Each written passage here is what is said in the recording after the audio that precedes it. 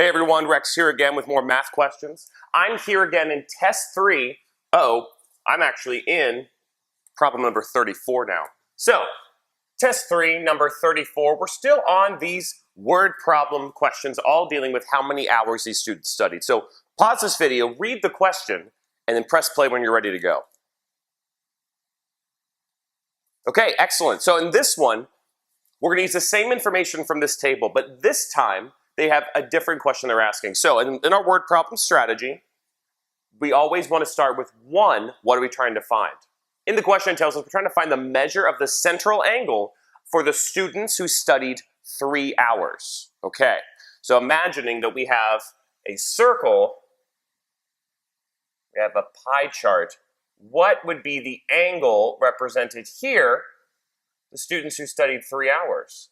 What is this angle right here? Now this might sound complicated. You might be thinking I have to add up everything and find all the angles for all the students. You really don't. You know why? So often on the ACT, they love to give us questions that deal with proportions. Again, we're going to set up a proportion, one of the elements we don't know, and use cross multiplication to find that element. Now, we got to think about what we already have. Now, one of them will be this entire thing here. We know that the entire pie chart they're talking about will have 360 degrees. What we don't know is the angle of the degree for the part of the pie chart where the students studied 3 hours. On the other side, we're going to count up how many students studied for 3 hours to represent that same amount. And we see 3 hours, it was 4 students studied for that amount of time. And from the information given to us at the top of the question, we know that the total number of students is 20. Check that out.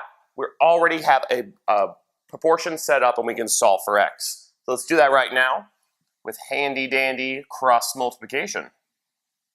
So over here, obviously 20 times x, we're going to end up with 20x equals. Grab that calculator, multiply 360 by 4, and you will end up with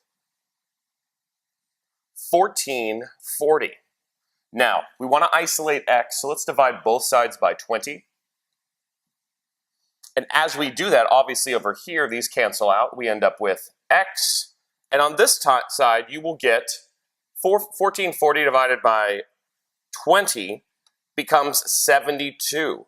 And we have found that x equals 72 degrees. That is the measure of the students in the pie chart who studied for 3 hours, and that is letter answer J.